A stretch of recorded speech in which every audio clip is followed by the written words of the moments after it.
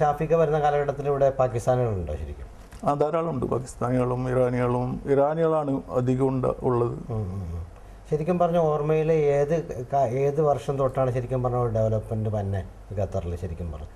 ഇന്നത്തെ ഖത്തർ ആകാൻ ഒരുപാട് സമയം എടുത്ത് കാണും, എങ്കിലും വന്നതിന് ശേഷം 62-ലല്ലേ വരുന്നത്? ഞാൻ 62-ലാണ് വന്നത്. അവിടുത്തെ വന്ന സമയത്തൊക്കെ എന്തെങ്കിലും വിവരങ്ങളൊക്കെ അറിയണമെങ്കിൽ കപ്പലൊക്കെ വന്നാൽ ഞങ്ങൾ പിന്നെ കുറേ പേർ ഒന്നിച്ച് പാർട്ട്ണർമാരായിട്ട് ന്യൂസ് പേപ്പർ വരുത്തിക്കും. ന്യൂസ് പേപ്പർ അവിടെ നിന്ന് വരുത്തിക്കും നാട്ടിൽ നിന്ന്.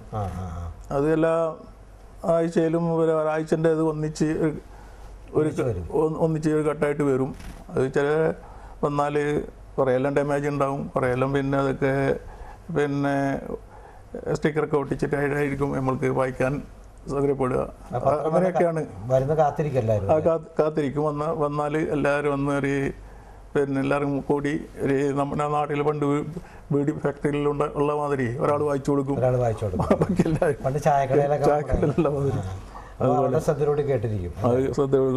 വാഹന സൗകര്യങ്ങളും മറ്റുമൊക്കെ എങ്ങനെയാണ് ശരിക്കും? ഷോപ്പിൽ നിന്നൊക്കെ ചില അരിച്ചാക്കും മറ്റൊക്കെ പിന്നെ ഹോട്ടലിലേക്കോ മറ്റേ വീട്ടിലുകളൊക്കെ കൊണ്ടുപോകണമെങ്കിൽ കഴുതപ്പുറത്ത് കയറ്റിയിട്ട് കൊണ്ടുപോകും. അങ്ങനെ തന്നെ ഒട്ടകത്തിന് ഉപയോഗിക്കുക അതിന് വേണ്ടിയിട്ട്? ഇല്ല, ഒട്ടകം അങ്ങനെ കണ്ടിട്ടില്ല. ദൂരത്തേക്ക് മാത്രമേ ഒട്ടകത്ത് കൊണ്ടുള്ളൂ. അപ്പോൾ ചെറിയ ചെറിയ വണ്ടികളും റോഡുകളും മറ്റൊന്നുമില്ല അന്ന്?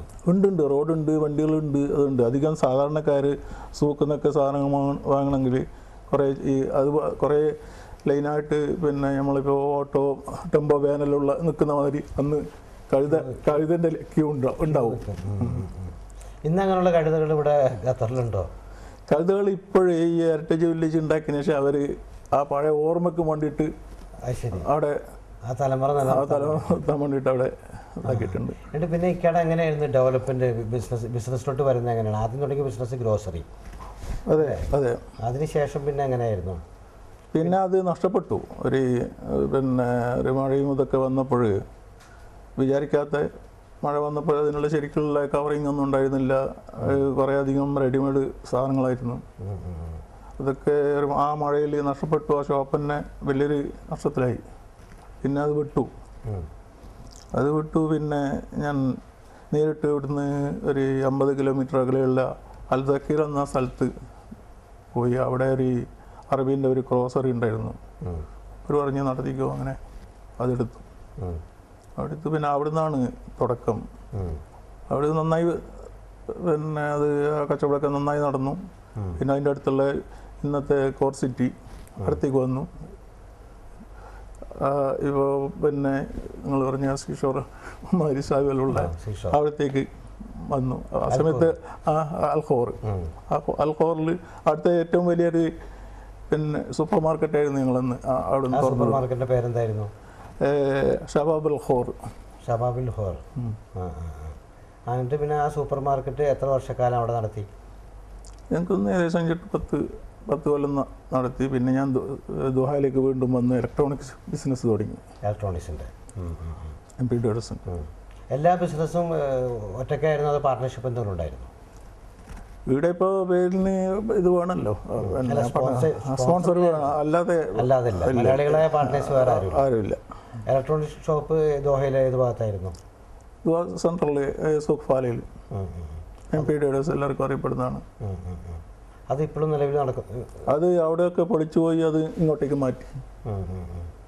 പിന്നീട് എങ്ങനെയായിരുന്നു എൻ്റെ ഒരു പുരോഗമനം, ബിസിനസ്സിൻ്റെ ഷാഫിക്കട പുരോഗമനം എങ്ങനെയായിരുന്നു? അതിനുശേഷം ഇലക്ട്രോണിക് കടകൾക്ക് ശേഷം പിന്നെ വീണ്ടും കുറേ ടെക്സ്റ്റൈൽസ് ബിസിനസ് തുടങ്ങി. ഒരുവിധം പലതരത്തിലും ഹോട്ടൽ, അത് ഇങ്ങനെ തന്നെ ഫുഡ് സ്റ്റെപ്പ്, ഹോൾസെയിൽ ഷോപ്പുകളിലൊക്കെ കൊടുക്കുന്ന അത്തരത്തിലുള്ള റെസ്റ്റോറൻറ്റ് ഒട്ടേറെ നാൾ നടത്തിയോ?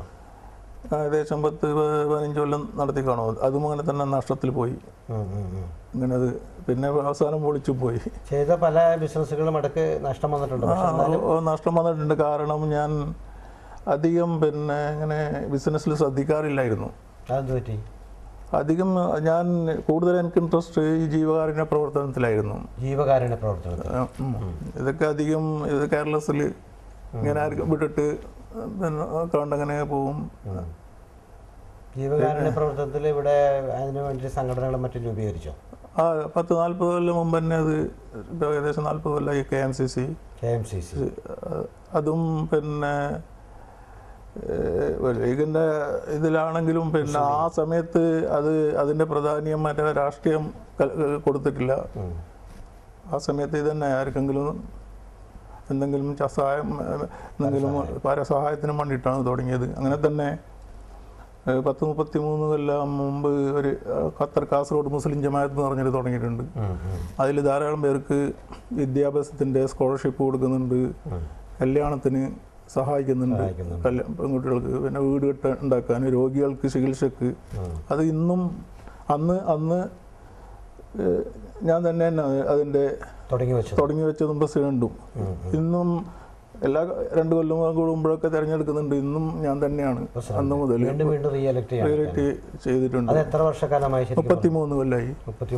ഇന്നും അതിൽ ധാരാളം കുട്ടികളെയൊക്കെ ദത്തെടുക്കാറുണ്ട്. പിന്നെ അതിൽ ഡോക്ടേഴ്സ് ഉണ്ട്, എഞ്ചിനീയേഴ്സ് ഉണ്ട്. ഇപ്പം അതിൽ ഉണ്ടായ ഡോക്ടർമാരൊക്കെ ഇന്ന് അവരും നല്ല ഇതുപോലെ ജീവകാരുണ്യ പ്രവർത്തനം നടത്തുന്നുണ്ട്. നമ്മൾ സ്കോളർഷിപ്പ് കൊടുത്തിട്ടുണ്ടായ പിന്നെ അവർ ആ സമയത്തുണ്ടായ ഡോക്ടേഴ്സും എഞ്ചിനീയേഴ്സും ഒക്കെ ഇന്ന് നാട്ടിന് നല്ലൊരു അസറ്റായിട്ട് മാറിയിട്ടുണ്ട്. പിന്നെ ഇവിടുത്തെ സാമൂഹിക സാംസ്കാരിക രംഗങ്ങളിലൊക്കെ ഷാഫിക്കയുടെ സംഭാവനകൾ എന്തൊക്കെയാണ് ശരിക്കും? ഇതിപ്പോൾ ചാരിറ്റബിൾ ജീവകാരുണ്യ പ്രവർത്തനത്തിനുവേണ്ടി KMCC നല്ല രീതിയിൽ പോകുന്നു. അത് ഇപ്പോഴും തുടർച്ചയായിട്ട് ഇപ്പോഴും പ്രസിഡന്റായിട്ട് നിലകൊള്ളുന്നു. വേറെ എന്തൊക്കെയാണ് ഇവിടെ സാമൂഹികമായിട്ട്? മിക്ക ജീവകാരുണ്യ പ്രവർത്തനം എന്തൊക്കെയാ ഇതുണ്ട്, ഏതൊക്കെ സംഘടനയുണ്ട്, അതിലൊക്കെ ഉണ്ട്. പിന്നെ വിദ്യാഭ്യാസത്തിന് വേണ്ടിയിട്ട് ഇവിടുത്തെ പ്രധാന ഐഡിയൽ സ്കൂളിൻ്റെ ഫൗണ്ടർ മെമ്പറാണ്. ഇവിടുത്തെ സ്കൂളിൻ്റെ ഫൗണ്ടർ മെമ്പറാണ്. അതെ. പിന്നെ നോബിൾ സ്കൂളിൻ്റെ ഫൗണ്ടർ മെമ്പറാണ്. പിന്നെ ഇവിടുത്തെ ഡൽഹി മോഡേൺ സ്കൂളിൻ്റെ ഫൗണ്ടർ മെമ്പറാണ്. പ്രധാനപ്പെട്ട 2-3 സ്കൂളിൻ്റെ. ജീവകാരുണ്യ പ്രവർത്തനങ്ങളും മറ്റുമായി നടക്കുന്നത് കൊണ്ട് ബിസിനസ്സിൻ്റെ ഇടയ്ക്ക് താല്പര്യം കുറഞ്ഞു, ചില ബിസിനസ്സുകൾ പരാജയപ്പെട്ടു എന്നൊക്കെ പറഞ്ഞു. എന്നാലും പക്ഷേ ബിസിനസ് എന്നുള്ള ഒരു ഇത് അതിൽ നിന്ന് മാറിയില്ല. എനിക്ക് പിന്നെ എൻ്റെ വിജയം തന്നെ ഞാൻ അതിലാണ് കാണുന്നത്. പിന്നെ ഇവരൊക്കെ ഈ പ്രാർത്ഥനയാണ് ഞാൻ നിൽക്കുന്നത്. ഇല്ലെങ്കിൽ ഈ ബിസിനസ്സിൽ ഇങ്ങനെ ഇത്രയും വിജയിക്കേണ്ടതില്ല. ഇതിൽ